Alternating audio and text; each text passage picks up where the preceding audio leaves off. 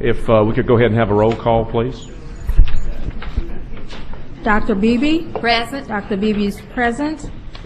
Ms. Bofi? Here. Ms. Bofi is present. Ms. Bradford? Ms. Bradford is not present.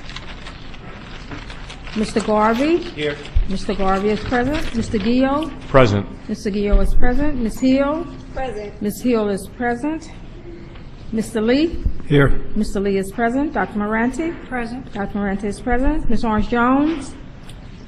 Ms. Orange Jones is not in attendance. Mr. Romer? Mr. Romer is not in attendance. Ms. Smith? Here. Ms. Smith is present. You have a quorum.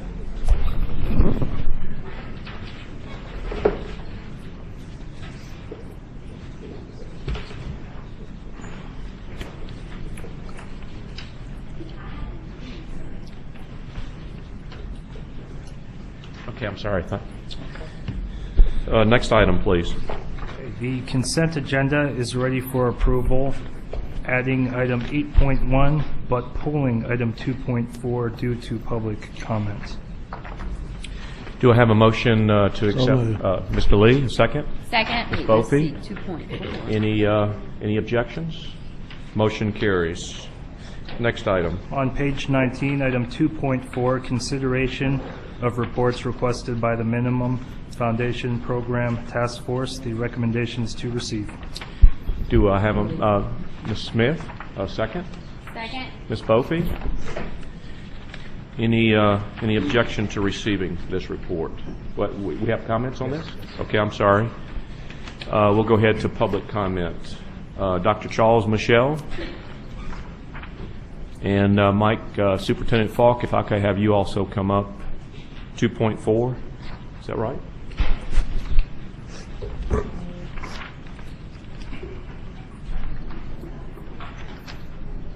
Good afternoon.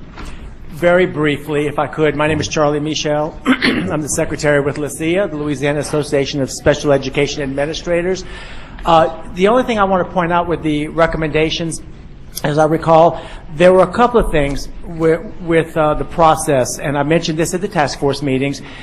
No special ed administrator was put on this task force or participated in any meaningful way. And as I recall, one of the primary reasons that the Legislative Finance Committee had sent it back to BESE was because of some special ed funding issues that were to be addressed.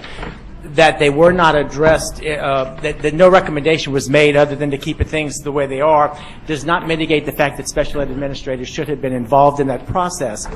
And I only want to point that out because I think there's been a theme over the last several meetings. Special ed parents mentioned it today. They've mentioned it in previous meetings. We've mentioned it. I think the reason people feel like special ed children are like an afterthought or a secondary consideration is because we're not at the table with a lot of these things. So I'm going to ask in the future if you would consider having special ed representatives on board for any task force that you have, because they will all affect special education students, whether it's Jumpstart, MFP Task Force, Accountability, any of those task force. Please consider having special ed representatives there so that we can provide some assistance in guiding through the process as it will impact special education. Just as another means of saying that the voice of those students and this profession is being heard. And the other thing is, one of the recommendations that was made at the meeting, and I would assume it's in the report, was that the students with dyslexia, the funding for those or the weighting of that would be referred to the Special Ed Advisory Panel for consideration. I caution you about that because dyslexia is not a special education issue per se. Most students in Louisiana that are classified as having characteristics of dyslexia are actually 504 students, which is a regular ed initiative. So I don't know what the venue is for that, but I don't know that special ed special ed program advisory panel is the way to go. We actually have a report on that item here a little later in the agenda. Okay, great. All right. Thank you all very much. Appreciate your input. Any other discussion on receiving this report? Any objection to the motion? Motion carries. Next item. On page 97, item 4.1, consideration of the Minimum Foundation Program formula for FY 2014-2015. What about 3.1? Oh, it was consent. Okay, excuse me. The recommendation is to approve. Wait, hold up. Okay, so 4.1 MFP The recommendation is to approve. Oh, excuse me. I didn't realize that 3.1 was on the consent agenda. Am I too late to pull it If you'd like to comment, I'd allow that. at this time? Uh-huh. Okay, that is the report. Let me just be, let me make sure that I'm addressing the right page here. It's 27. Okay, please bear with me. Okay, these were the report to the legislature, and that addresses the value-added model. And I just wanted to point out what I believe is some manipulation as it relates to the ratings of the value-added. I know it has been said repeatedly that in 2011-12, Louisiana educators performed at 98% satisfactory and 2% unsatisfactory.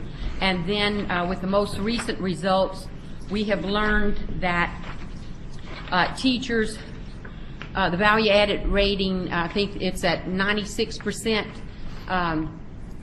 or within the effective range, and 4% ineffective. Well, I will say this, and I've said it before, it's just a play of words. When you look at the past terms used, satisfactory versus effective, and ineffective versus unsatisfactory, the point is we are millions of dollars into Compass, and yet we yielded similar results. So I just wanted to call to the attention, it's located on page 57, that again, you know, we're submitting to the legislators that the Compass program, particularly as it relates to the teacher evaluations, that it's a wonderful instrument. I can tell you it's a cumbersome instrument. I had the opportunity to pilot as a personnel director within St. Martin Parish. I approached the superintendent at the time, and he concurred. And just more recently, as a superintendent who is assigned to, and I took on the responsibility to evaluate my principals, to do it accurately and to be fair to those leaders, one has to spend a considerable amount of time just collecting the data to input into the technology piece, into CIS, and it takes hours. And I think this is the concern that we hear most often from our principals and other leaders who are responsible for evaluations. I also want to bring to the public's attention that as it relates to SLT, student learning targets, I would be willing to wager every dollar that I have in my possession that there is great inconsistency in the rigor as it relates to SLTs. In fact, I just met a teacher from another district just in conversation, and she even just yesterday said, we really don't, teachers really don't understand the student learning targets. We do it because we're told to do it, or this is from the district level. And so I just think there's so much inconsistency, and for the legislators to be presented this document and I know it's a requirement, but I just believe it's a lot of fluff, and they need to speak to those in the trenches as they move forward with their decisions. Thank you for your time. Thank you, Ms. Beebe. And since we've already approved the motion to receive, then your comments will be on the record. Yes, sir. Thank you. Yes. Next item. Page 97, item 4.1, consideration of the minimum foundation program formula for FY 2014-2015. The recommendation is to approve. Okay, so what I'm going to do, we have some comment cards, is to go ahead and entertain a motion. Now, Superintendent, would you like to comment first? No, please Yeah. entertain your motion. Yeah, to entertain a motion and have a second, and then we'll have, if Superintendent, if you'd like to have some comments, be happy to do that, and then we'll have public comment, and then the board will comment. Okay? Ms. Bolte? So moved. Okay. I move that the board, A, approve the FY 2014-2015 minimum foundation program formula, noting that the increases in elementary and secondary education base funding for FY 14 and FY 15 shall not bind local education agencies to specific expenditures, but shall reflect the board's recognition of inflation, salaries, mandated costs, increasing retirement obligations, and the need to upgrade technology to support instruction in the digital age. B, urge and request local education agencies to address the above issues given the increase in funds provided such issues are applicable. C, authorize the LDE to make technical adjustments to the formula as needed. D, authorize the LDE to adjust the estimated cost based on the receipt of the final February 1st, 2014 student count and the final audit adjustment amounts. And finally, E, authorize the LDE to submit the formula and simulation of costs to the legislature on or before March 15, 2014. Thank you, Ms. Jones. Do you have a second? Second. Ms. Bolte, thank you. Excuse me, where did Ms. Jones read that information from? It was she's read a motion to get on the floor. It's a very complex issue. We don't have motions in our booklet, Ms. Hill. No, I understand that, but I'm just trying to figure out where the language came from. That's the language that she opted to put into the motion for us to consider. Okay, so there was no, that's fine. Okay. All right, so we have a motion and a second, and Superintendent White? Sure. Members, I just will briefly give you an overview. Just to restate what I know is a long rehearsed history. The Constitution charges the board with really two things here. One is an assessment of the cost, the minimum cost of adequately or foundationally educating a child, and two, a method of distributing those dollars to schools and public school systems equitably. We used that mandate in the formation of a task force chaired by Chairman Gio. Also represented on the task force was Mr. Lee. There was legislative membership and representation, union representation, school board and superintendent representation, parent representation, and educator representation. And that task force produced a set of recommendations on what this formula should essentially include. This formula thus reflects the most recent active formula, which is the 2011-12 formula. That was the one that is currently in use. That's the last time it was constitutionally passed, and has the adjustments included that the task force recommended. It does not go beyond that. There are not major policy shifts that go beyond the 11-12 formula and what the task force recommended. Now, there's a lot of language here. We're going to hear about a lot of technicalities, I'm assuming, from various commenters, and we'll certainly be responsive to all of those. But that's the basic framework that we brought forth, is let's look at the 11-12 formula and let's make the adjustments that the task force recommended. So what do those adjustments include? First, this includes an increase in the size of the base per pupil amount by a factor of 2.75%. That nets you roughly $70 million across the whole system. That is a recommendation that is in adherence to a legislative resolution and the governor's public request that BESE do this. Second, the formula includes three smaller policy adjustments. One is the inclusion of additional funds for funding of those students who have disabilities, such that their disability requires a cost of 3 times the normal cost.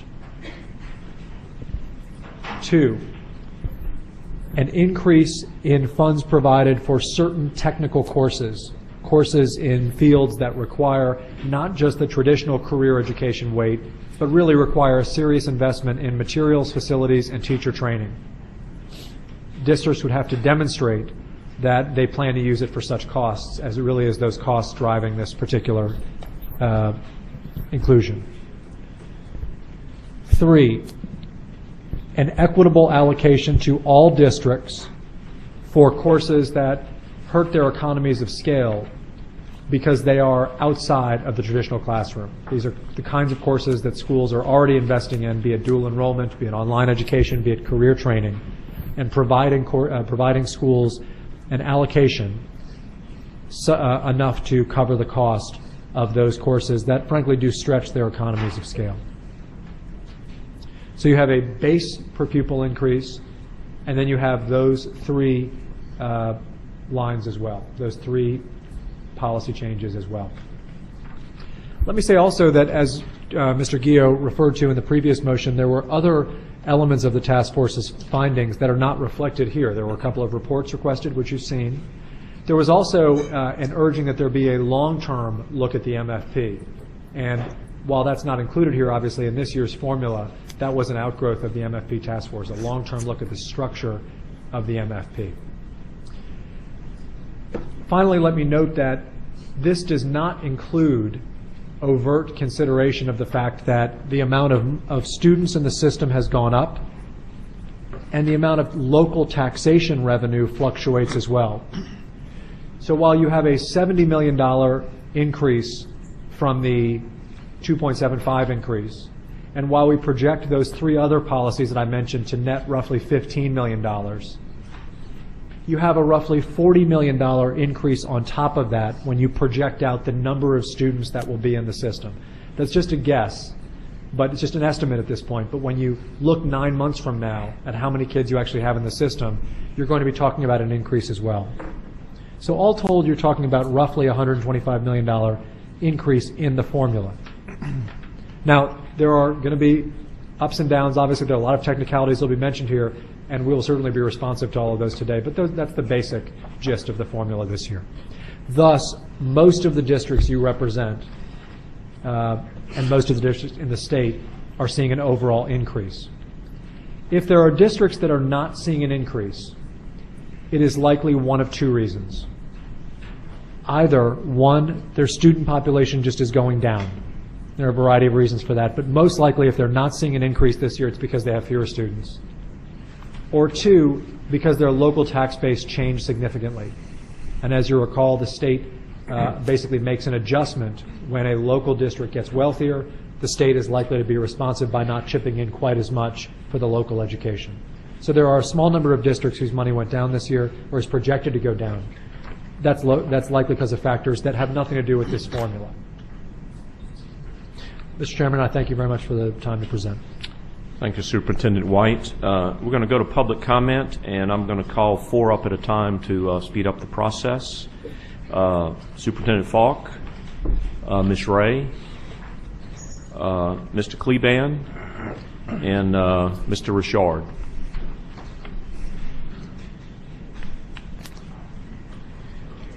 Michael Falk, Superintendent Schools, Central Community School System, and I'm here representing the Louisiana Association of School Superintendents.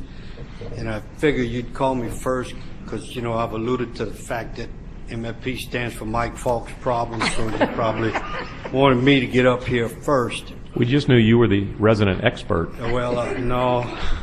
But our association, we were represented on the task force, and Ms. Pujol is out of state and asked me to come forward and speak on behalf of the members of the association.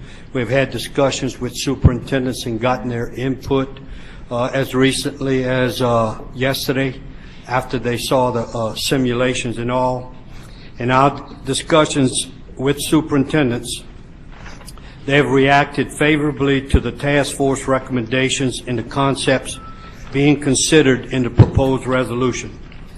Although the basic amount of money is the same as was appropriated for the 13-14 school year, as Superintendent White alluded to, with the supplemental funding provided by the legislature,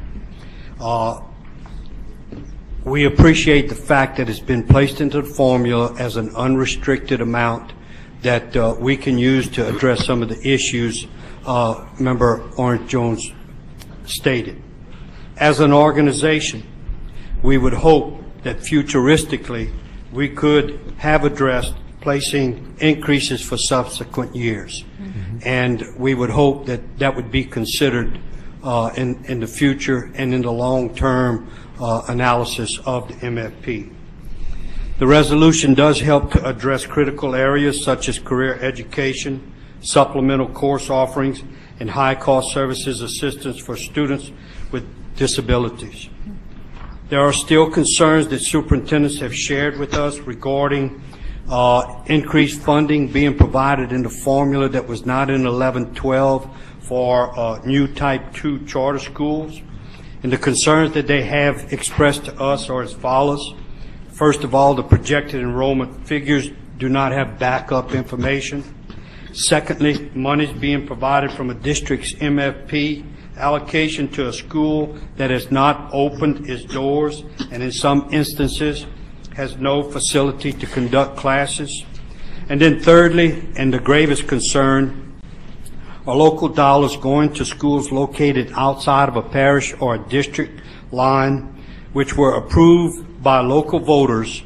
Those taxes were approved by local voters for students attending the parish or the district schools.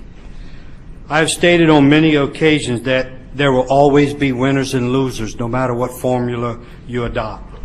The concepts that are being considered by this board in this resolution should lead to more in-depth discussions and analysis of how we spend public funds to educate students in the public schools of Louisiana.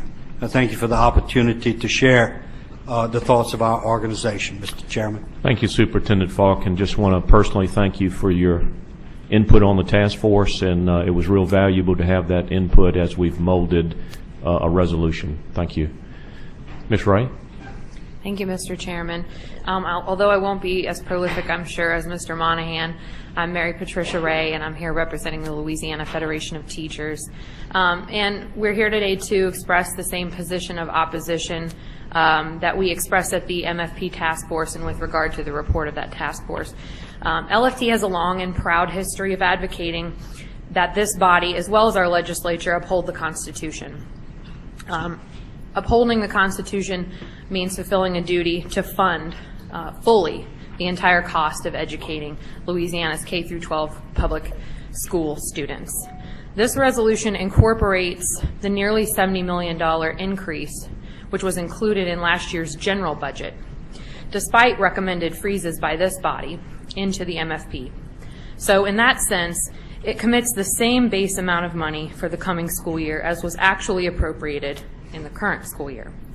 As you know, we oppose the task force recommendation in part because there is no base increase included. There is no new 2.75%.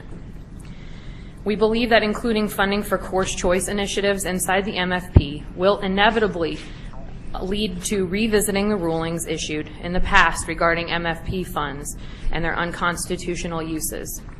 This inevitability cannot be cured by passing authority to reject or accept providers to LEAs. The only way to constitutionally use MFP funds for this purpose is by amending the Constitution itself. Moreover, the MFP cannot authorize locals to accept or reject course choice providers. This will require separate enactment by bill, not resolution. No inclusion of the 2.75% language, which has traditionally been inside the MFP, was also something that LFT took issue with during discussions with the task force. This 2.75% increase language represented a minimum threshold first instituted way back when Mike Foster was working on dealing with how we were going to address these natural increases in costs that public schools experience. Additionally, local autonomy continues to be a mantra used to pass the buck.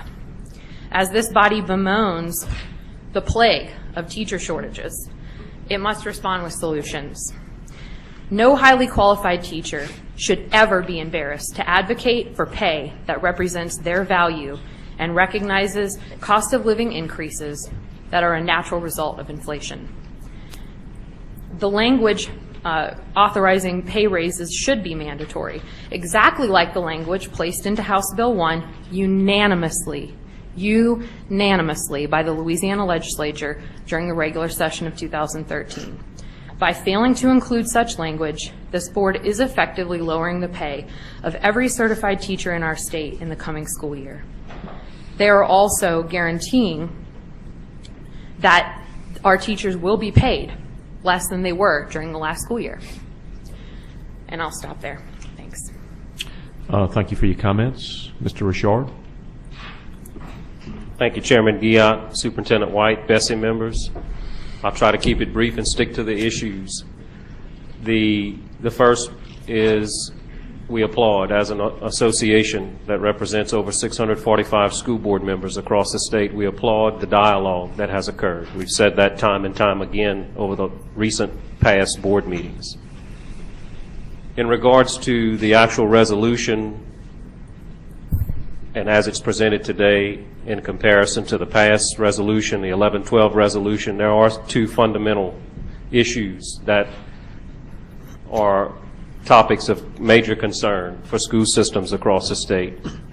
Number one, the resolution as presented today that will be going before the legislature does not contain language in regards to the 2.75 increase, which again you've heard testimony today that it's not only a concern of school boards but of other public education stakeholders. It is a safeguard in the resolution that raises the level of awareness that we should be increasing or prioritizing public education funding in our state annually. And as you know, past resolutions have not incorporated the 2.75 for 6 years consecutively. Not until last year, when the legislature allocated dollars to increase public education funding, did we have a true increase in public ed K-12 funding. So the fact that there is no language, that language has been removed, the actual wording that's in the 1112 resolution is no longer in this proposed 1415 resolution.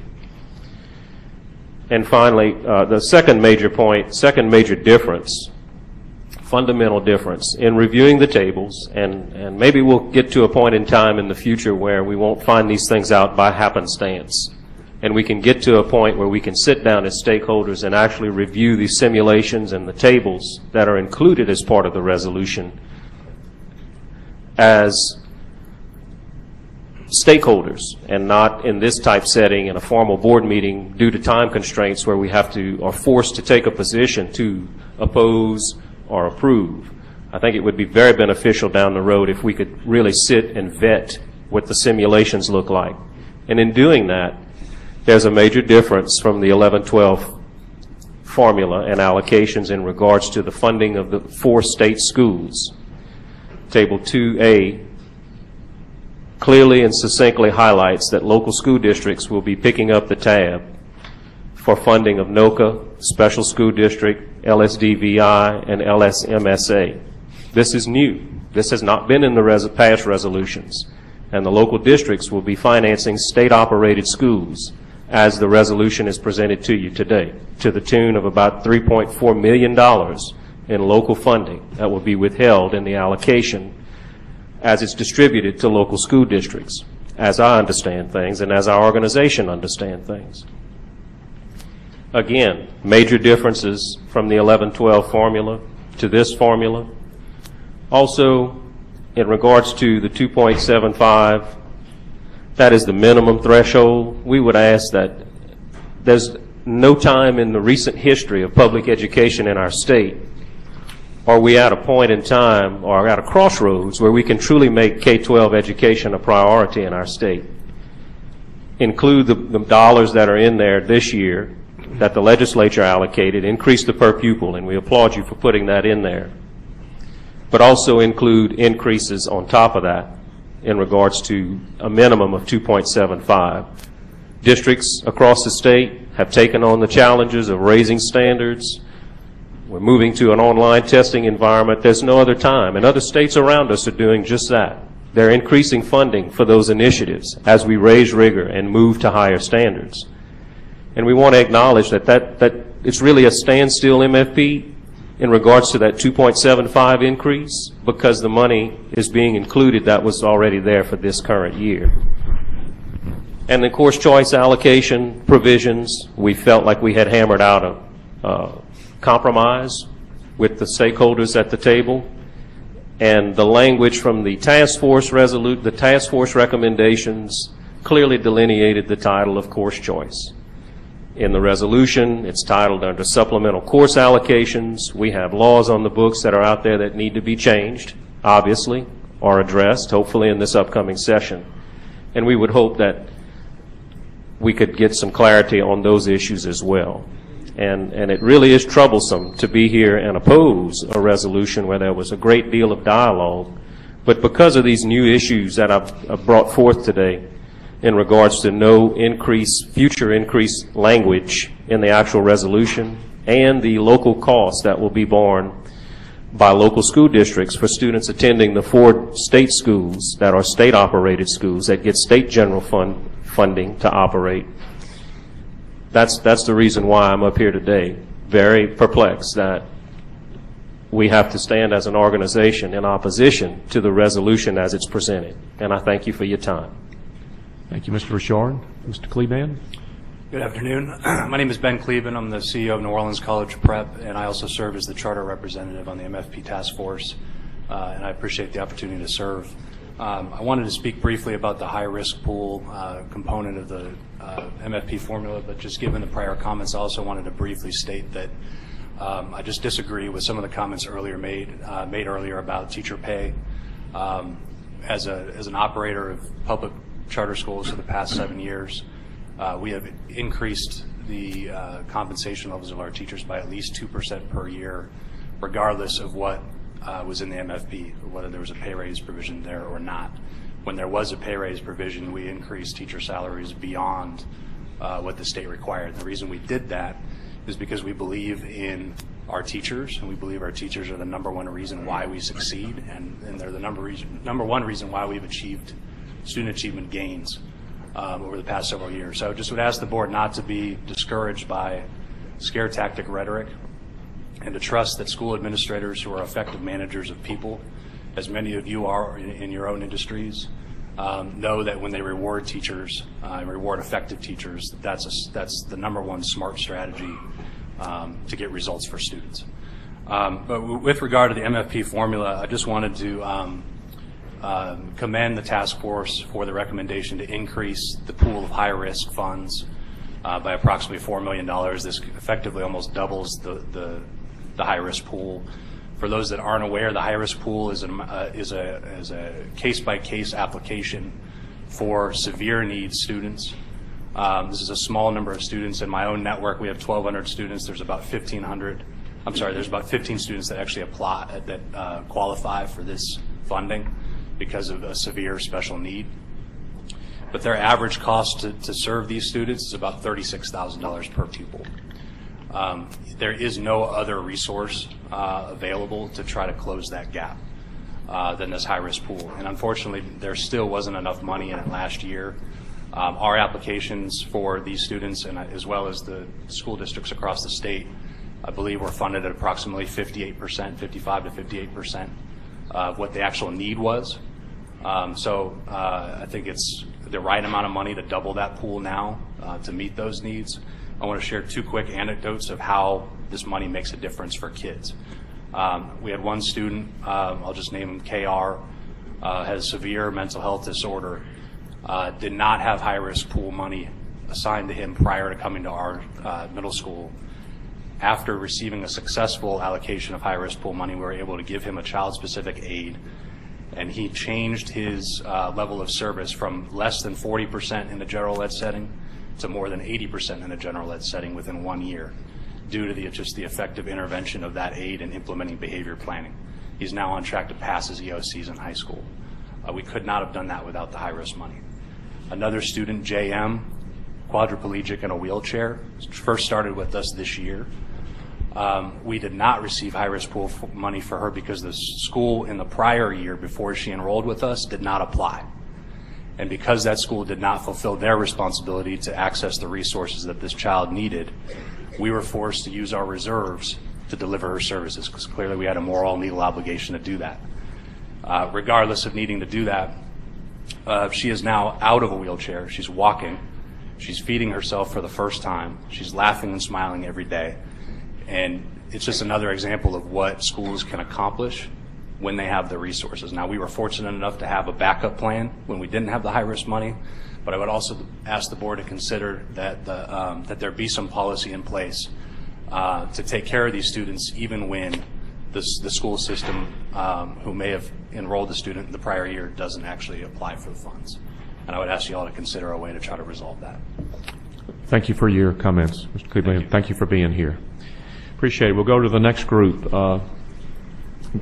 And Scott and Ben, appreciate your service on the task force also and the time you put in.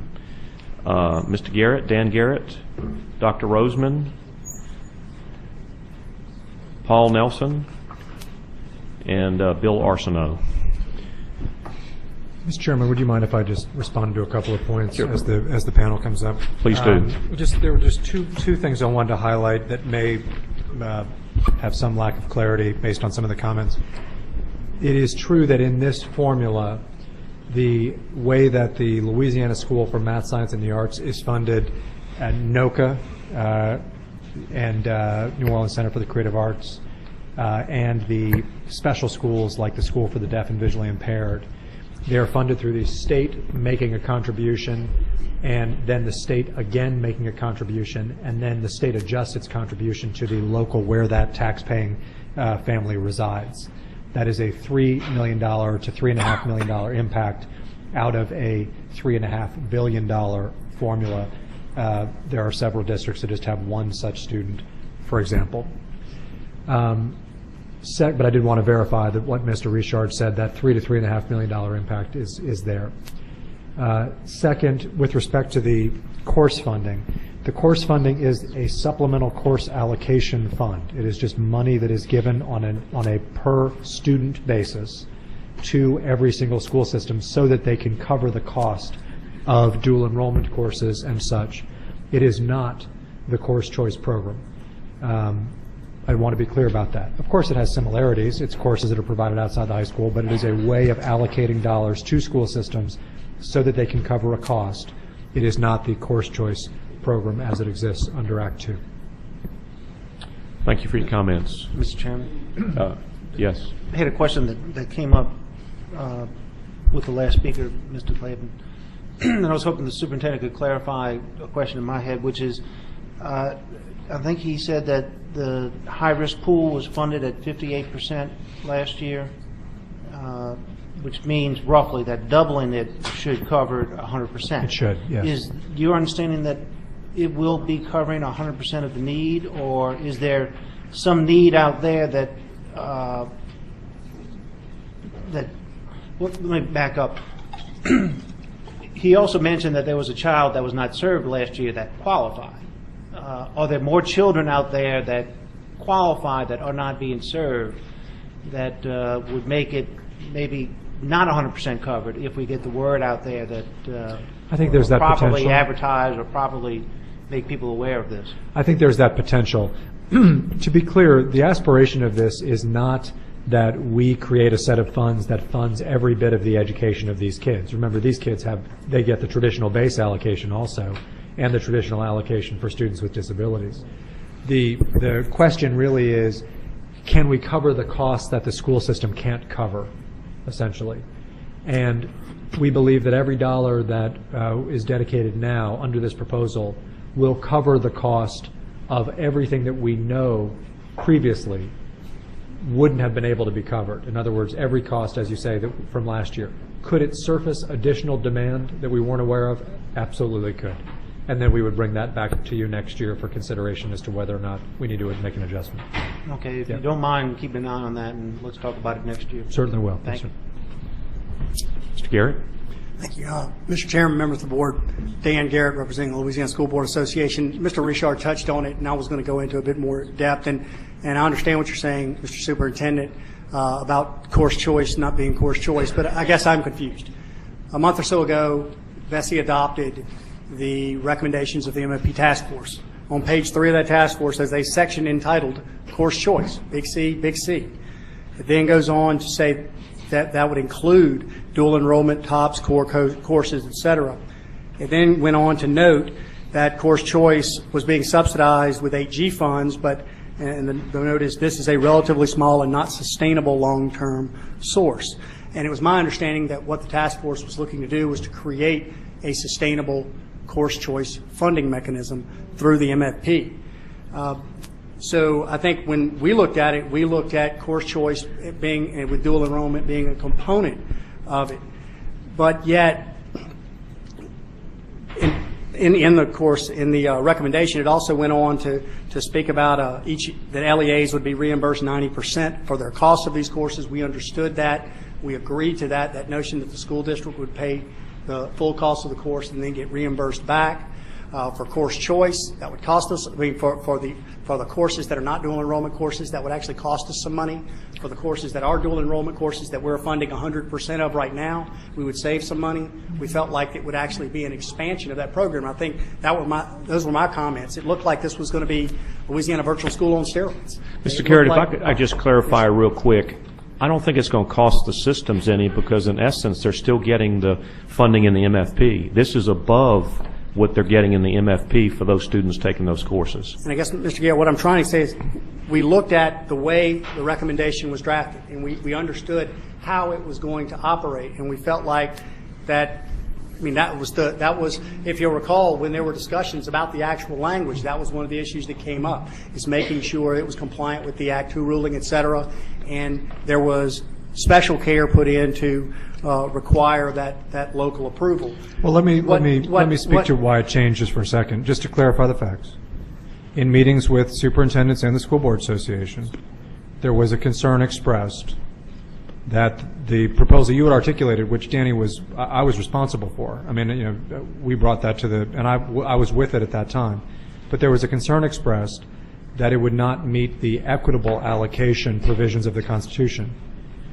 Now, I was inclined to disagree with that at the time, but I became convinced by the Superintendent Association and the representatives of your association that actually it would be a safer route, given all of our equal and shared objectives to get this done, that we should create an equitable allocation. What you're proposing, which was originally our proposal, was something that could have funded one district, 200,000 enrollments and one district 2 enrollments.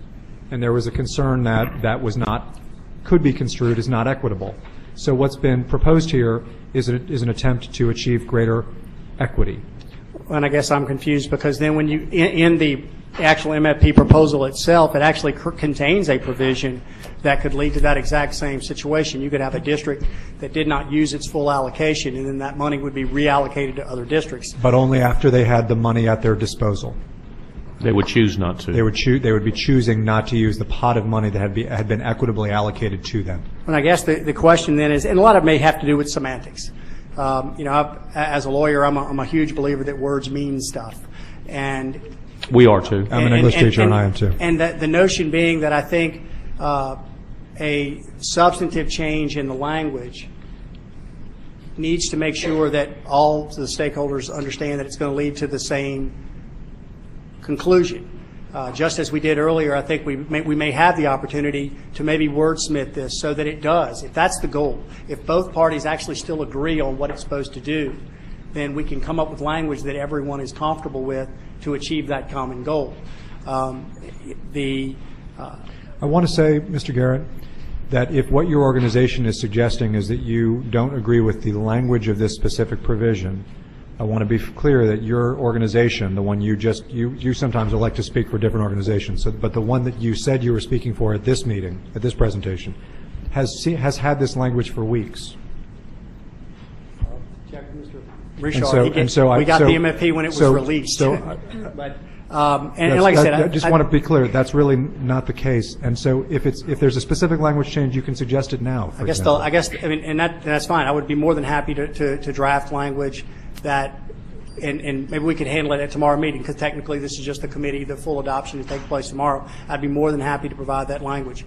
Mr. Garrett, I have to be honest. I don't know how more open and transparent we could have been in this process. Well, I didn't say it was not open and transparent. It just seems that the language, for example, there's language in the MFP proposal that appears to be something that was early on, that you had to opt into the entire program as opposed to addressing it on a course-by-course basis. There is language that limits it to only BESE-approved courses, but dual enrollment courses traditionally don't operate in that same mechanism. Those are discussions generally within the local district and the university because they're already college courses. There's not that same issue of rigor. There was also language in it mandating that they operate through an online registration system, which I didn't understand that the dual enrollment operates through at present. There was, like I said, and again, I understand that there is an allocation of amount per pupil.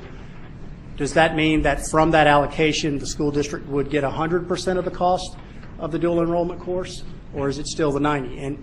And again, these are just questions because it doesn't seem clear in that. Now, it may be that you're actually offering us more, that you're saying from that 26 per pupil allocation, you could use it to fund 100% of your dual enrollment or course choice courses.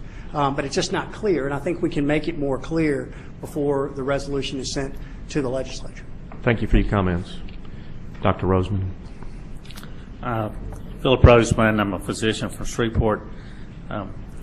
As a physician, it's hard to follow a lawyer, I'll say that. But let me just simply say thank you. I'm here from Blueprint, Louisiana, and from Committee of 100 to give plaudits to the governor, plaudits to this task force, plaudits to the DOE, plaudits to you as a BESE board, because we are increasing the funding to pre-K through 12 education in the state. And that's establishing priorities. We're also very, very pleased with the fact that as you look at Jump Start and doing career education, improving on career education, you're also talking about funding that some too. And that's important because it establishes to the people of Louisiana that we are really investing in Jump Start, and we're investing in them in the state.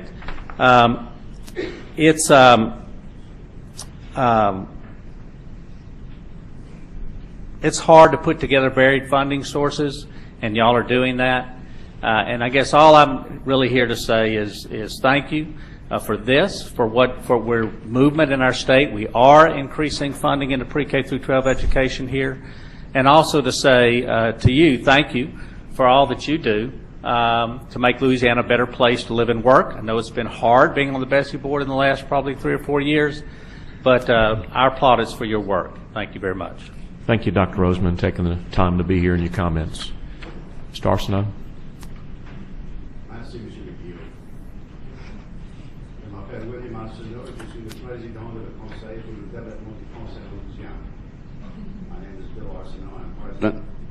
Nobody heard that? Well, go ahead. You can repeat it. I'll pass. I'm representing the Council for the Development of French in Louisiana, known as Coteaufield.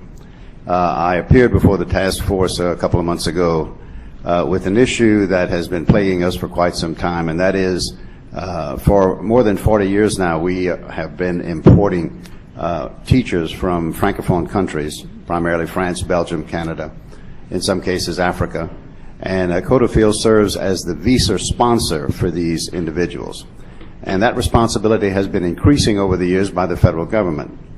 Regrettably, Cotofield's budget has not permitted us to fulfill our obligations required by the federal government for these individuals.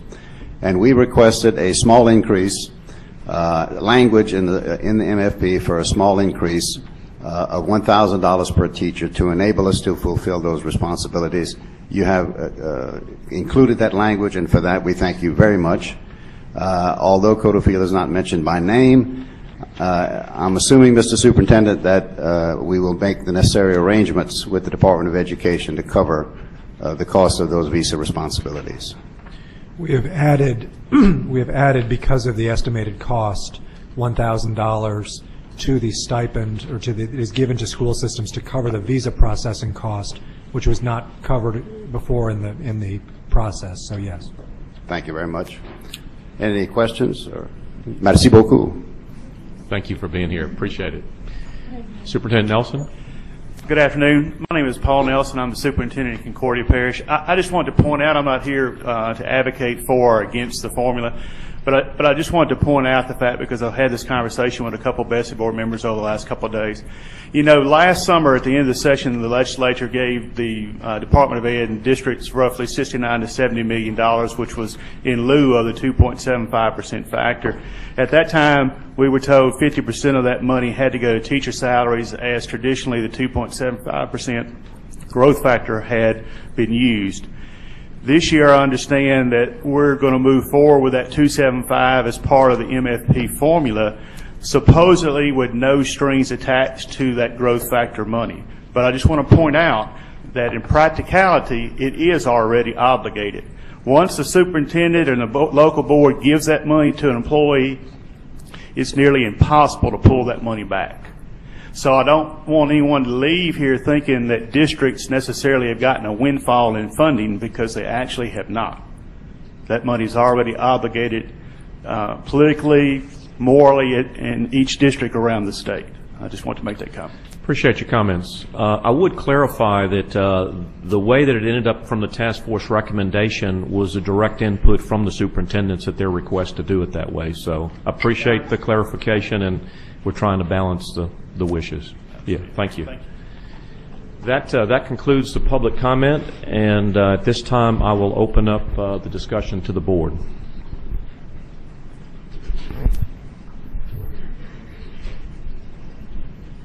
Yes. Thank you. Ms. Thank you, Smith. Mr. Chairman. Mm-hmm. Could you just explain a little bit more in detail the 4 state schools that the MFP is now subsidizing, and how that's changed, how that's differed in the past? I'm still not quite sure about that.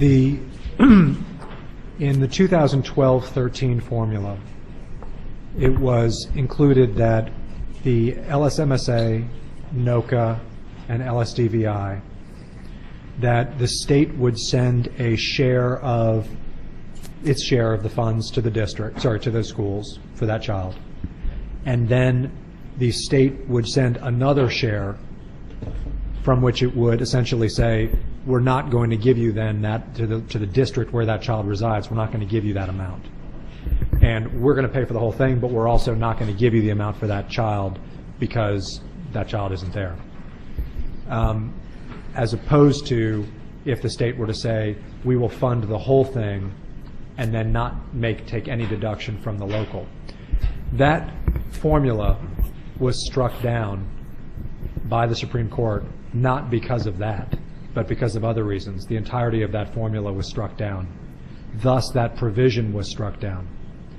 But those are public schools, and BESE is charged with funding public schools through the MFP. Thus, BESE must have some way of funding that school.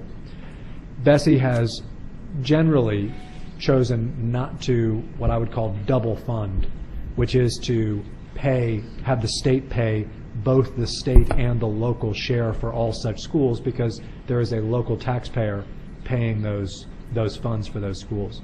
There are some schools where the state continues to double pay at a pretty exorbitant cost. $30 million, for example, for the legacy Type 2 charter schools, the first generation of Type 2 charter schools, the state continues to double pay for. The state does not in any way discount what it gives the local district. It just pays the whole thing, it fully itself with no discount. So since we're here meeting and we're trying to be as transparent about this, did this come up during did this discussion happen during the MFP task force? No. Nor did, by the way, a whole host of things that are technicalities within the formula as to how dollars are distributed. There are a lot of things in the formula that did not come up about the movement of dollars. This ultimately is about 900 kids in a system of 700,000. It is obviously, thus it's 891 kids, I believe. It does not comprise a significant adjustment. It did not come up. And we're talking about how many? $3 million. $3 million. Is it, but I'm not quite sure, is it spread over all school districts or just those districts that represent students that go to those particular schools? Just those districts that represent, that have kids who go to those schools. You have, for example, school districts on that list that have one kid. And then again, on the, just to be clear, on the $70 million that was actually a line item in the budget last year, but was designated that 50% had to be for personnel salary increases. That means certificated as well as non-certificated. Last year, it just meant certificated. Okay. Yeah. So, but, all right, so if I gave $1,000 bonus, one-time bonus from that money to teachers, because it said 50% of whatever I got had to be there, then the 2.75 that's going into the MFP this year, even though it says no strings are attached, if I didn't do 50%, I would have to say you won't get the $1,000 one-time bonus. Yes, it depends how you structured the way you provided that compensation. This gets to what Superintendent Nelson was talking about. For example, if a district said, and I'm just going to restate what you said, Ms. Smith, if a district said, I'm just giving you a one-time bonus, then they could, if they wanted to, say, I'm not going to do that again. If, on the other hand, they gave a base raise in the salary, they cannot. That's right. And that's what Superintendent Nelson, I believe, is referring to, among other things. Let me just come back to the NOCA LSMSA point for a second. Okay. There are members of this board, and just having spoken with a lot of you over the years about this, that would prefer that the state pay the entirety of the entire MFP with no discounting what we send to the local for all state authorized schools. There are some of you that would prefer that the state never double pay and always discount what it sends to the local for all state authorized schools. The first perspective is the state has authorized these schools, LSMSA, NOCA, Type 2 charter schools, and so on. The state should pay for it exclusively. The other perspective is no, dollars should follow the child. These are taxpayer dollars. We shouldn't be double funding. We are walking a middle line here. The legacy Type 2 charter schools, because the perception was that they were created at a time when there was not this dollars follow the child idea, the state continues to double fund them.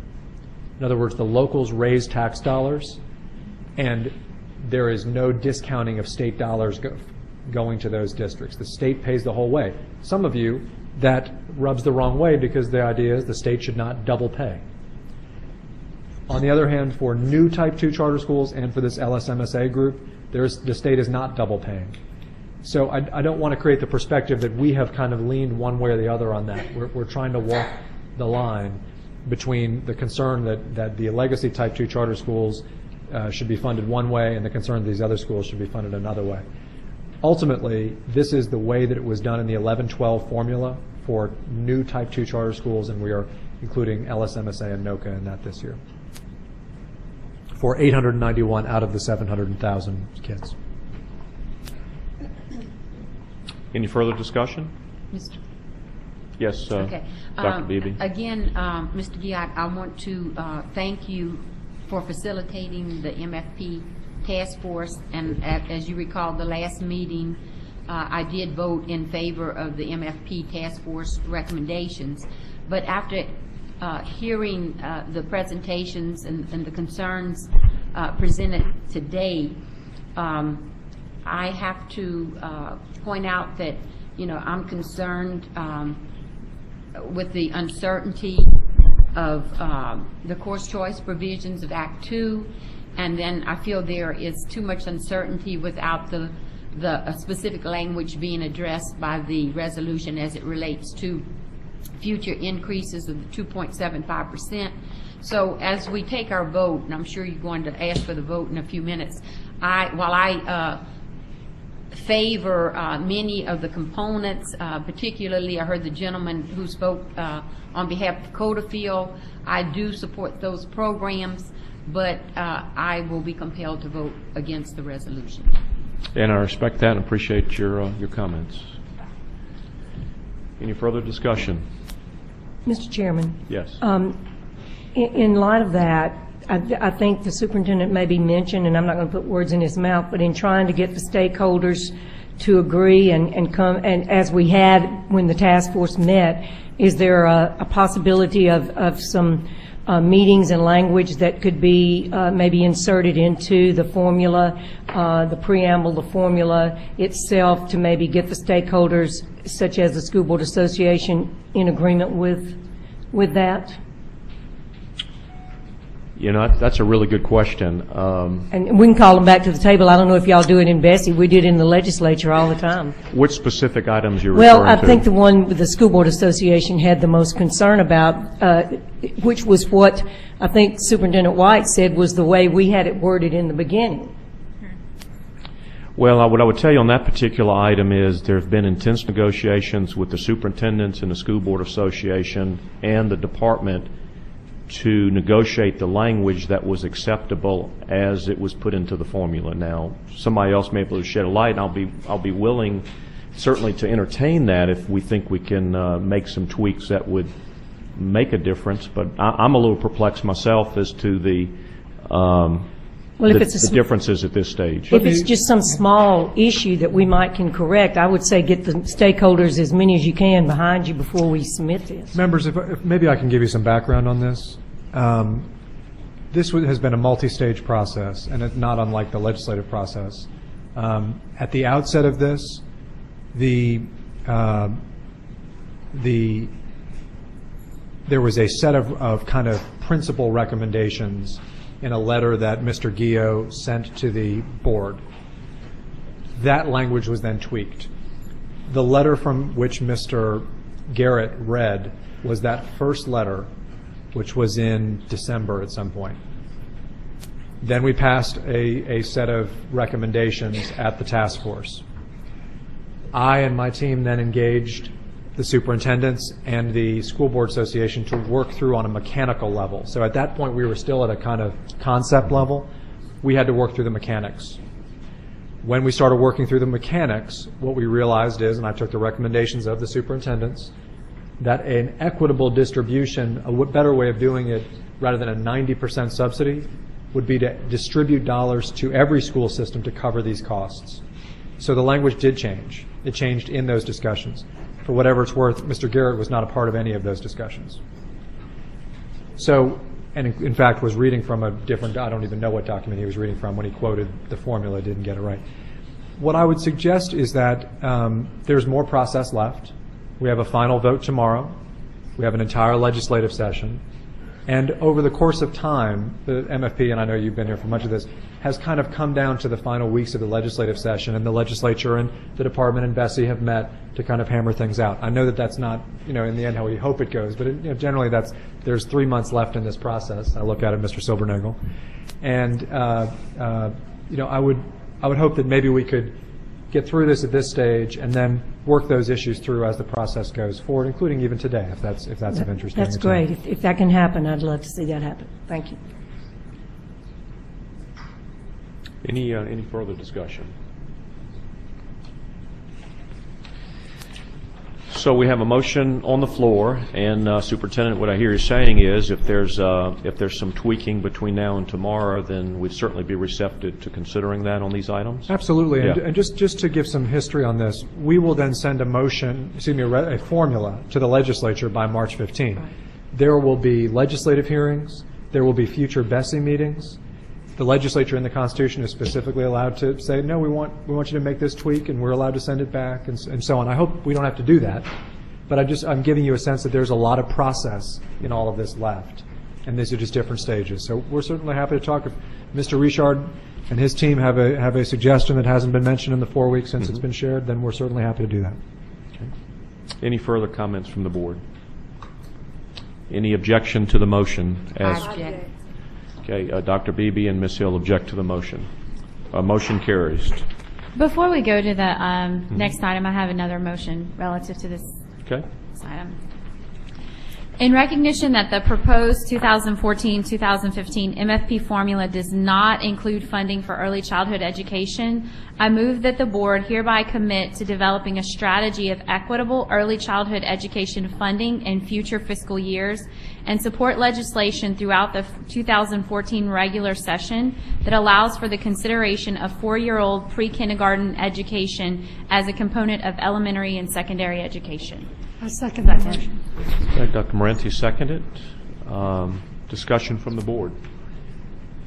Or would you And like I'll to just give say- some background? Well, I'll just say that this is something that, as the MFP task force was meeting, this early childhood education was something that I encouraged the task force to consider in the fact that we've been funding early childhood education through 8G, which are funds that we use. It's an innovative fund in a sense, and that we've been doing that for a couple of decades, and that as a state, we've got to figure out how we are going to support what we believe in. I think everybody in this room believes in early childhood education, but we need to figure out how we're going to support that over the long term. And so this is something that I'd like for us to continue to work on. I was disappointed that it didn't come out in the MFP task force, but I understand that, you know, this is a process, and so this is something that I don't want us to lose sight of moving forward. Thank you, Ms. Bophy. Any discussion? Any objection to the motion? Motion carries. Just as a point of personal privilege, this has been a 7-month process to get us to this point. And just publicly, again, I'd like to thank all the stakeholders from meeting, from coming together, I think the real positive dialogue that we have, the points like we still have some work to do, not only in the legislative process, but on critical items like early childhood. We all would like to have more dollars, and we have to be good stewards and manage within what we think is doable. So I just appreciate the superintendent and department's efforts and the other stakeholders along the way. Next item. Okay, there's been a request to move items 7.1 through 7.5 up to this part of the agenda. Okay, do I have a motion to move 7.1 and 7.5 up? And the reason is there's some approvals there for some future items. Is that correct on the agenda? Okay. So move. Ms. Bophy? Second. Ms. Smith, thank you.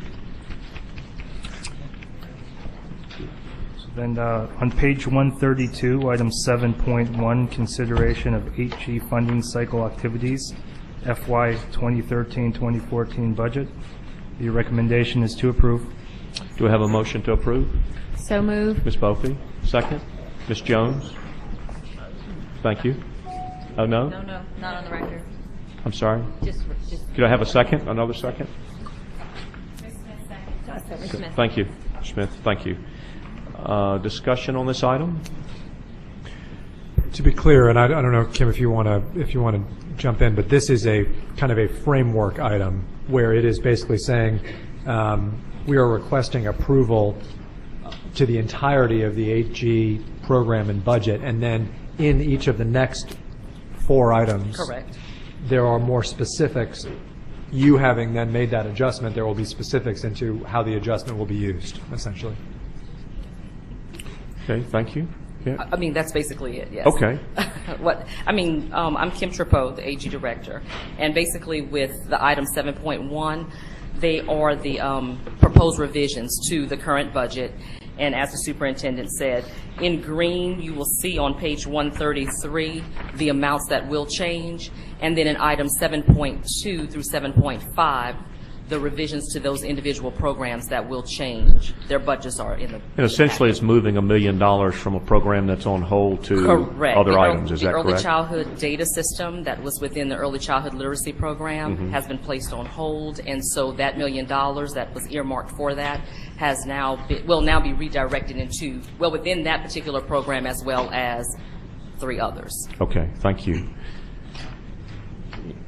Dr. Beebe? Well, with that said, Ms. Kim, how will we fund the data system? Do you have any idea how you would? I'll concede to the superintendent as to whenever.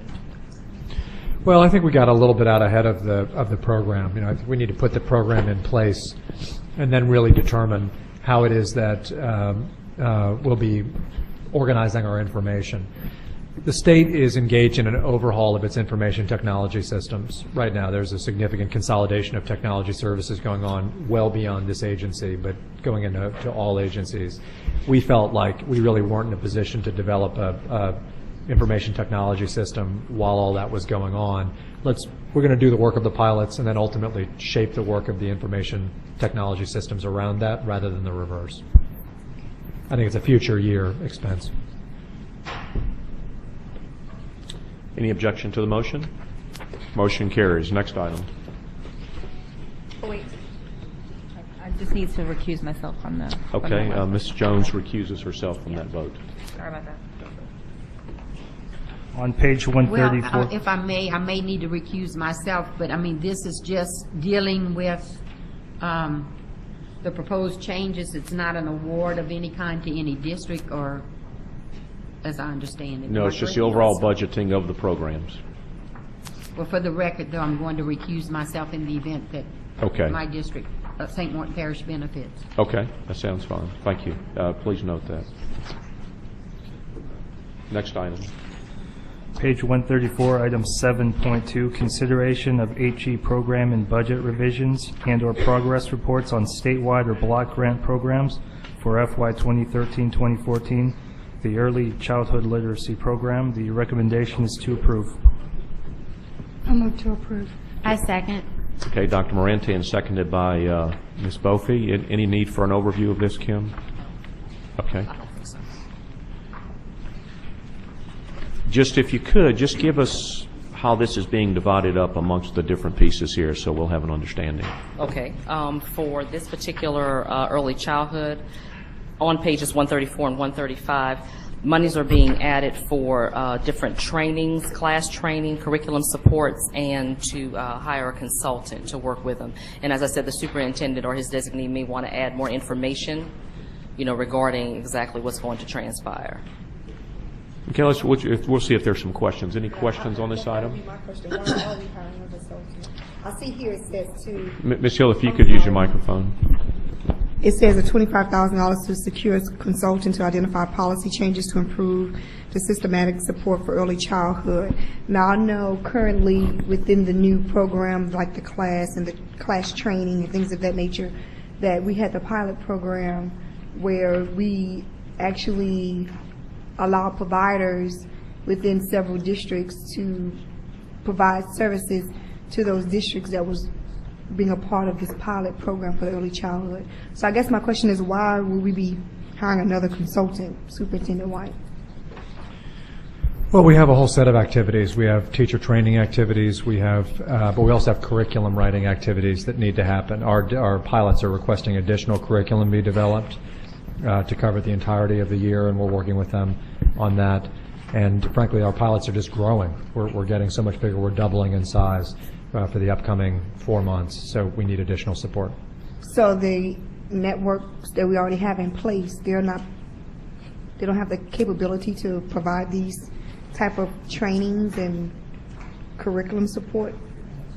No, we think curriculum is something that we really need to assist with and provide them options. They can, of course, choose their own curriculum, right, but we're providing them an alternative. And generally, our pilots are using the curriculum that we've provided. Like, I just don't understand why we needed that component. But at any rate, well, remember, this is support that's going directly to schools and school systems. Any further discussion? Any objection to the motion? I recuse. Ms. Jones recuses herself. I as well. And Dr. Beebe recuses herself. Motion carries. Next item. On page 144, item 7.3, consideration of HE program and budget revisions and/or progress reports on statewide or block grant programs for FY 2013-2014 Compass. The recommendation is to approve. Do we have a motion to approve? So moved. Ms. Bofi, a second? Mr. Garvey? Thank you for the second. Yeah. Discussion on this item? Or Kim, give us if you could give us just an overview of the next several, so we understand, so we can move this along, please. Okay, for 7.3 with Compass, it's $100,000 is going towards the educator preparation pilots through the Believe and Prepare. And then this is, I think the superintendent spoke about this earlier in EE, but the Louisiana value added model as well. There will be some monies accounted for that with research. Okay. Dr. Beebe? Well, with that said, with the value-added model, I brought forth the concerns that this is an expenditure that might be negated during the legislative session through action. I understand there is some, or there will be proposed bills to address by the legislature. And again, I feel that we are not addressing the concerns of our educators, again, dealing with trust and transparency. I don't know that this will be the cure-all, if you will, to help those educators understand the value-added model. So that's a concern relating to that. Now, as it relates to the Believe and Prepare grants, what does this money? Is it at the discretion of the district? It's however they wrote their proposal. How will Yes. this money? Okay. So while I don't have a problem with the monies going to those particular initiatives within districts, I do have an issue with the value-added expenditure. So I'm going to have to object. Okay. Appreciate your comments. Any other input? I was just curious when we might find out where the pilot sites are. I think we will be about 3 weeks away. Okay. Yeah, 3 weeks away. It's really exciting. We got 20 applications, and we're very, more than 20 applications. Very excited. Good group. From university partners and school systems. Any further discussion? Any objection to the motion? I object. Dr. Beebe and Ms. Jones recuses herself. Next item. Page 154, item 7.4, consideration of HE program and budget revisions and/or progress reports on statewide or block grant programs for FY 2013-2014, expanding high school choice program. The recommendation is to approve. Do we have a motion? So moved. Ms. Bofi, a second? Second? Second. Thank you, Dr. Moranti. Kim? This will fund up to 5 Jumpstart regions at $75,000, and this is in the expanding high school choice. Yeah. Okay, thank you. Discussion on this item. I don't know if it's appropriate at this time, but you can rule me out of order if that's the intent.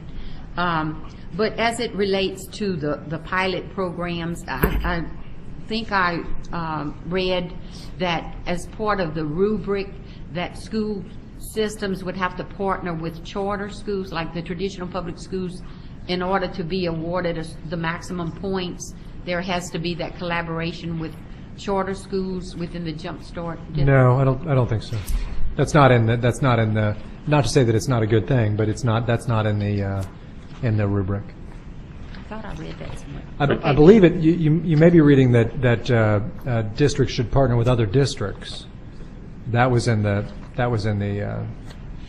No, I understand in the regional team, but I thought as part of the rubric, charter schools, you would be given a greater number of points if you're a traditional system, then if you chart it with a charter school, that you would get additional points. But I may be in error. Well, no. I think there's language that says the involvement of charter schools is encouraged. In other words, this is not limited to districts, but it's not a requirement. I mean, there are parts of our state that don't have charter schools, for example. Okay. Thanks for the clarification. Okay, so we're on item 7.4. Any objection to the motion to approve? Ms. Jones recuses herself. Dr. Beebe, you going to? Yes, I'll recuse myself. Okay, Dr. Beebe recuses herself. Next item. Page 162, item 7.5, consideration of HE program and budget revisions and/or progress reports on statewide or block grant programs for FY 2013-2014, New Schools Incubation Program. The recommendation is to approve. Do I have a motion? So moved. Ms. Bofi? Get a second? Second. Smith, thank you very much. And on the last one, this is just continuing Kim? efforts to successfully launch new schools in the New Schools Incubation Program. Just additional funds were added for that purpose. Okay, any discussion on this item? Any objection to the motion? Object. Okay, Ms. Hill objects. Mhm. Ms. Orange-Jones, you're recusing yourself. Dr. Beebe, you're recusing yourself? No, I'm going to object. Okay, she's going to object. Thank you. Mr. Gear, I think there's a comment card. Okay, motion carries. I'm going to take a personal point of privilege and get everybody to stand up for a couple of minutes and stretch. It's going kind of slow in here. I'm not feeling the energy. Okay. I know that this is really exciting material that we're going through here.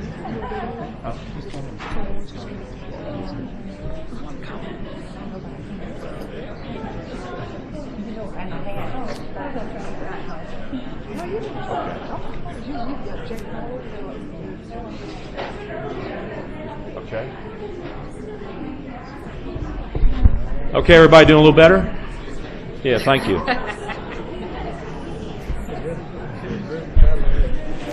Mr. Richard.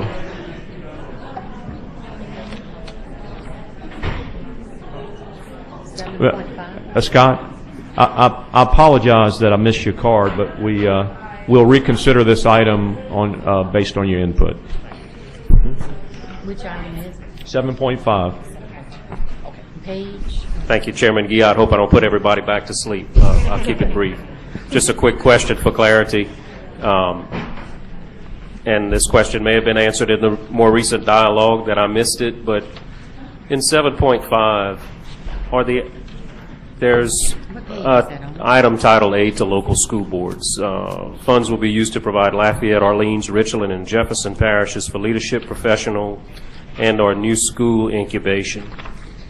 How does that money flow? Does it go to the local school board? Does it go to the local superintendent? Or does it go to other entities?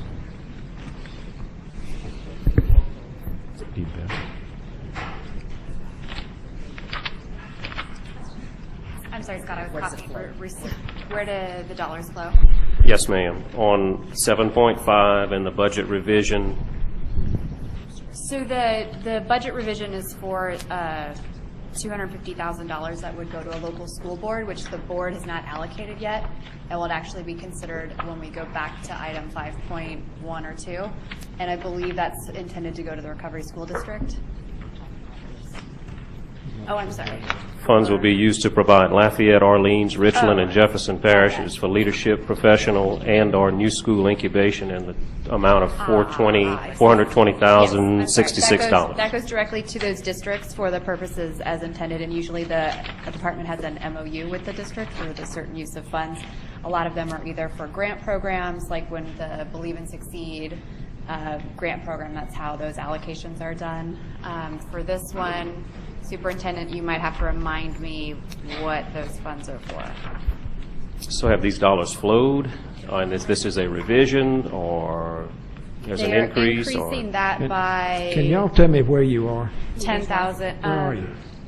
164. On 7.5, Mr. Lee, which the exec rec is on page 162. Is your mic on, Heather? Yes. Okay. I've had a bit of a cold. I may not be talking as loudly. So it starts on page 162, Mr. Lee.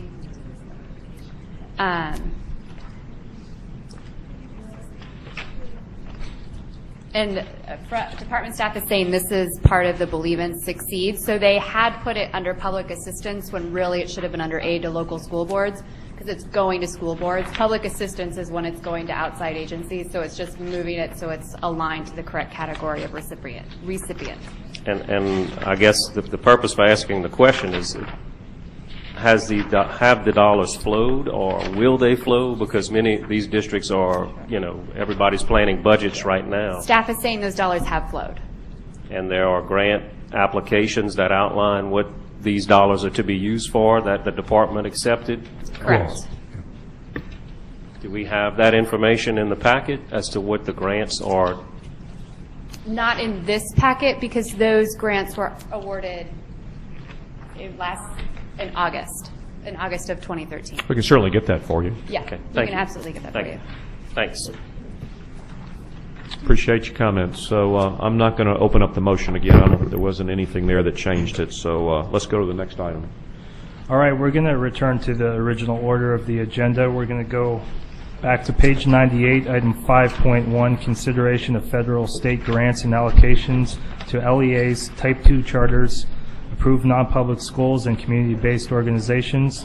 The recommendation is to approve. Do I have a motion to approve? Ms. Bofi, do I have a second? Dr. Moranti, thank you. Any discussion on this item?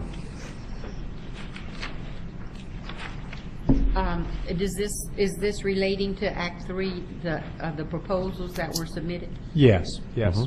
This is for pilots. The pilots? Yes.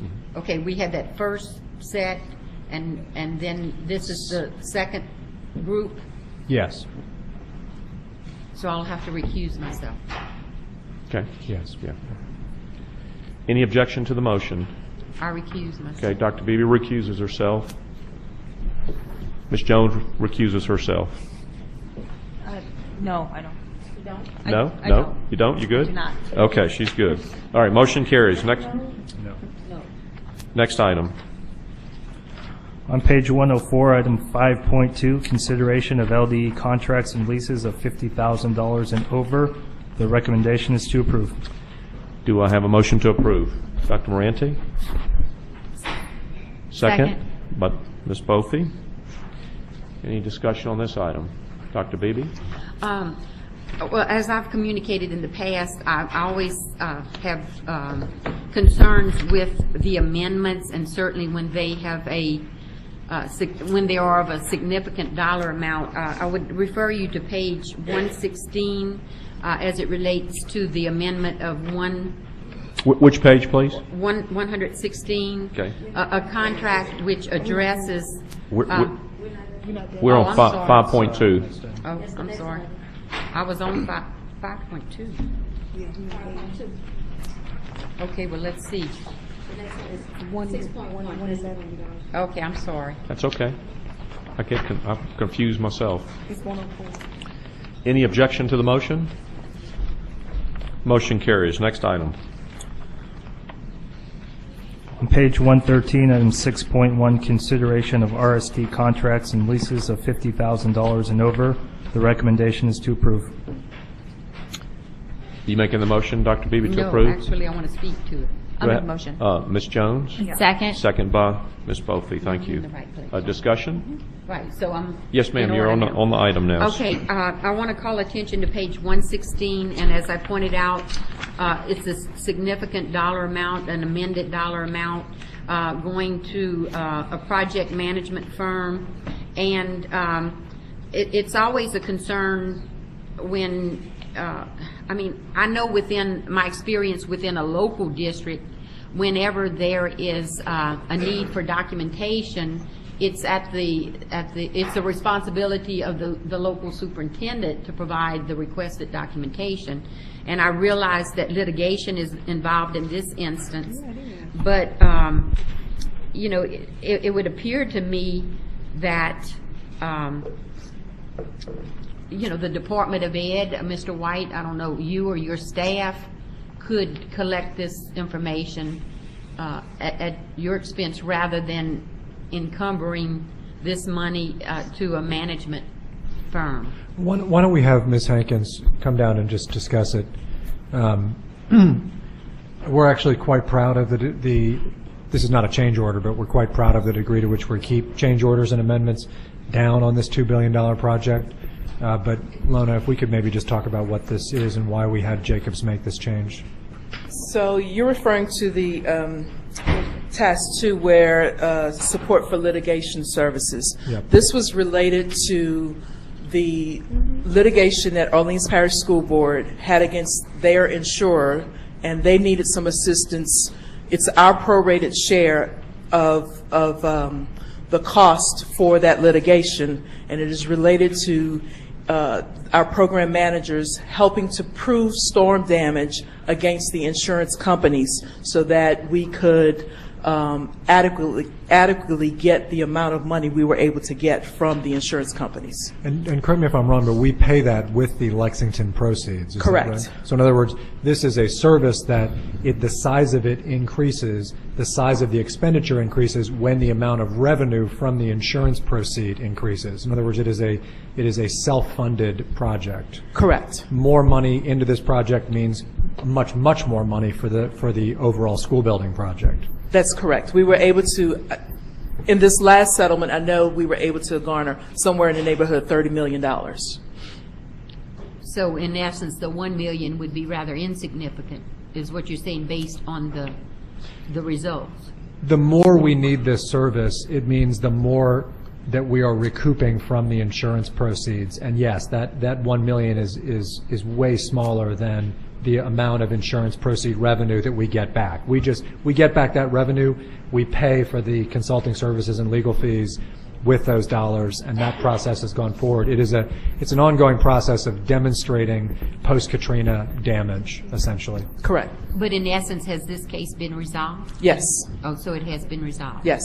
Okay, that was a concern. And moving on to the next item, which is found on page 119, although it's not a huge dollar amount, but it brings to mind an email that I received some months ago relating to a corrective action work plan, and it addressed Booker T. Washington High School.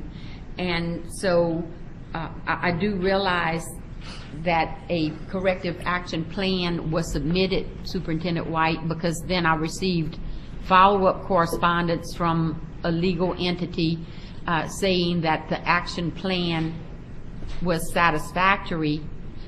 But I have a concern, and maybe, let me just finish. The concern I have is with this particular case, as part of the action plan, there would be an excavation of soil. And am I speaking to the right site and the right school? This is the Booker T. Washington. Yes, ma'am, you are. Yes. Okay, so my question is, as I read the concerns of the individuals from the New Orleans area, the group who communicated their concerns that Booker T. Washington would be placed on a former site that was a former landfill, and there were concerns for toxicity, et cetera, and then part of the action plan was a way to resolve those concerns there would be an excavation of soil. But at no time has BESE been apprised, that I'm aware of, the cost involved in preparing this site for. So let me provide you just a little bit of history and context. The Booker T. Washington School was built in 1942. Prior to that, the site and the housing surrounding this site was a dump site. Much of that soil was removed and placed at the lakefront for fill for the Southern Yacht Club. The school was built in 1942. So there's been a school on this site since 1942. We will be removing, as they did when they tore down the public housing project, we will be removing more soil than what they removed. That estimated cost, we haven't gone out to bid, but we estimate that cost to be somewhere between $2 and $4 million based on other projects where we've had to excavate. Where OPSB had to excavate at a site in New Orleans also because of many of the schools built in the 50s were built on former dump sites. Okay. And Superintendent White, I brought this up because, once again, I think it's important when we receive correspondence, and I'm almost certain that you were copied on it, that you inform the board of the outcome and the cost that are involved with such a project. I just think we need to be informed so that we can better respond to those constituents. Makes sense. Makes sense to me. Also want to thank Ms. Hankins for that moment in Louisiana history. I had not realized that the Southern Yacht Club exists because of excavated soil from Booker T. Washington, but I'm now going to use this at all kinds of parties to impress people with my historical New Orleans knowledge. So, thank you. Any further questions? Any objection to the motion? Motion carries. Next item. On page 124, item 6.2, consideration of change orders subject to approval by the Joint Legislative Committee on the Budget. The recommendation is to approve. Do I have a motion to approve? Dr. Moranti? Second. Ms. Jones, seconded. Any discussion on this item? Any questions? Any objection to the motion? Motion carries. Next item. Okay, we are now going down to all the way to page 171, item 9.1, consideration of BESE member notification protocol. The recommendation is to receive. Do we have a motion to receive? Dr. Moranti? Do I have a second? Dies for lack of a second. Yes, second? Ms. Belfry? We need another stretch? Superintendent White, would you like to comment on this, or this is the protocol? Members, this is an important policy. It has been the source of some confusion at in discussions with our legislature.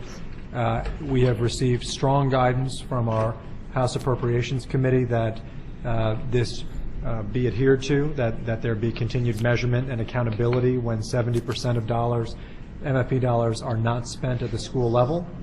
On the other hand, it has been the strong guidance of members of our state Senate that we not include policy language in the formula. This language used to be included in the MFP formula. As you can see, it's not really formula language, it's policy. I don't think you're on the right item. This is the protocol. I'm sorry. My apologies. I am on the wrong item. In the spirit of me very poorly notifying you, let's address BESE notification policy. I was requested at the last meeting to come back to the board with a strict protocol for how, on issues not related to meetings and policy, instead the incidental issues that come up, that you be notified. And we have developed a short presentation for you in terms of, it's a half-page memo that you see in front of you, in terms of when appropriate to notify you of various goings-on. Essentially, it breaks out as follows. And again, this does not have to do with policy that's coming to meetings and such.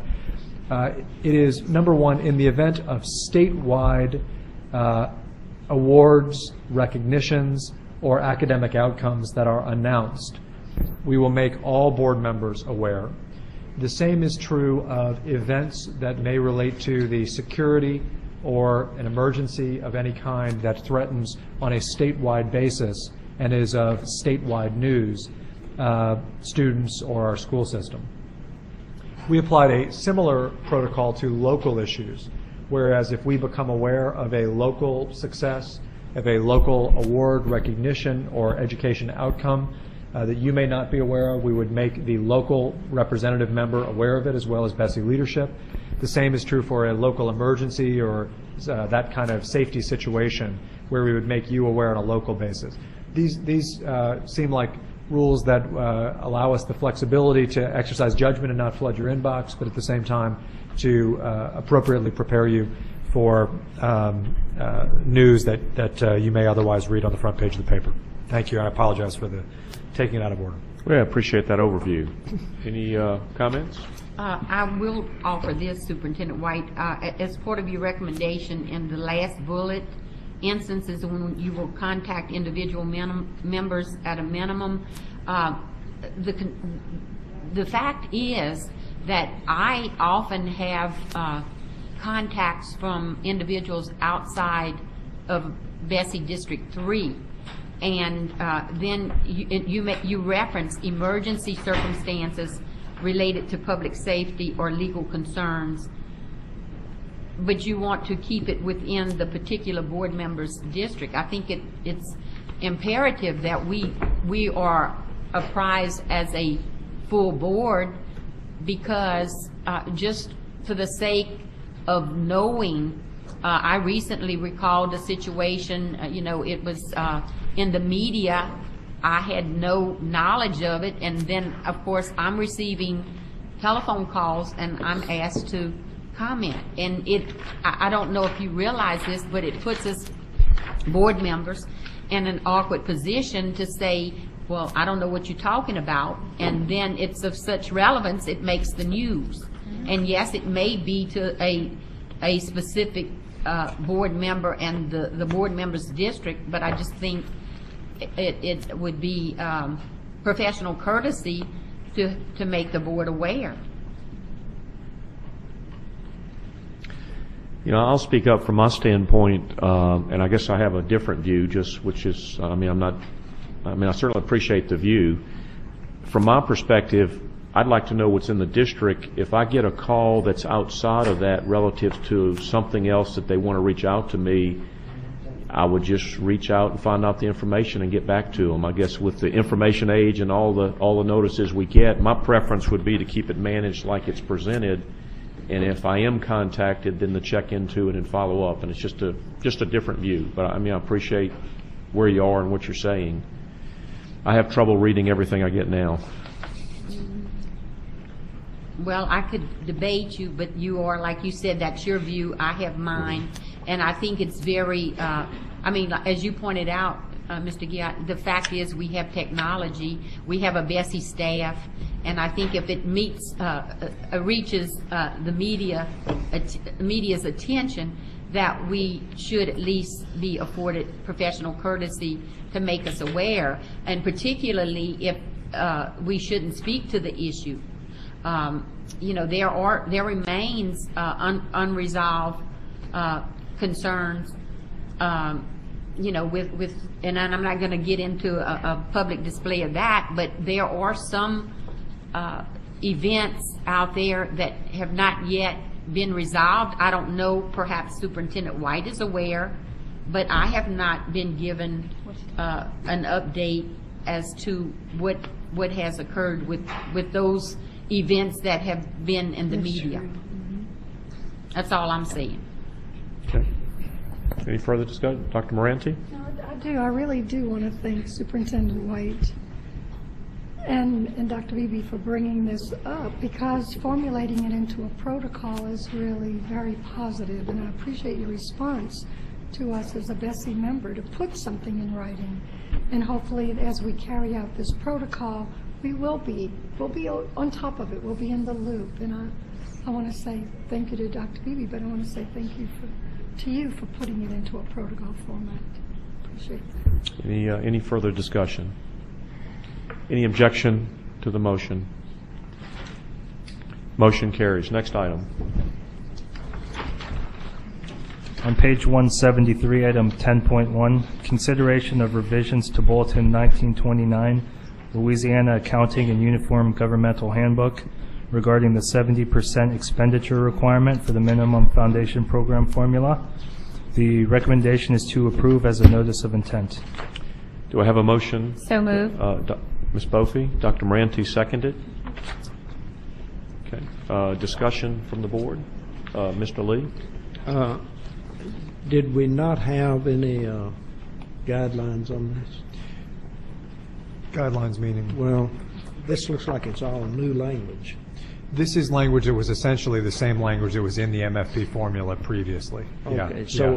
so it's just taking it from the formula and Correct. putting it into in policy. bulletin? Yes, and the reason is we think it's the right policy. I know the legislature has expressed a desire to have us continue to support this policy. The road bump we're running into is the objection of some legislators that this is policy and not formula. Okay. We have one public comment. Ms. Berrios?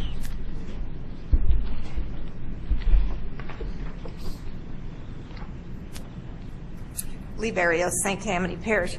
I'm just wondering, and it's probably because I don't understand this, but in at 1501D, for local education agencies that fail this requirement but perform at or above the state average, in the DPS, a waiver for this noncompliance should be provided.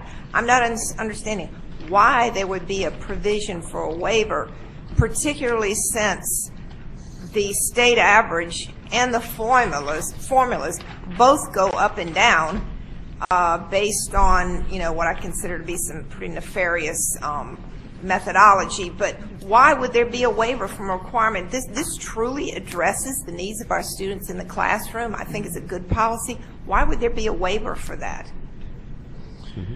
The objection of the superintendents and school boards to this policy historically has been, if I'm getting the job done, why are you coming in and telling me how to do the job? And so this is old language. This has been here historically. All we're doing is just moving it from one place to another.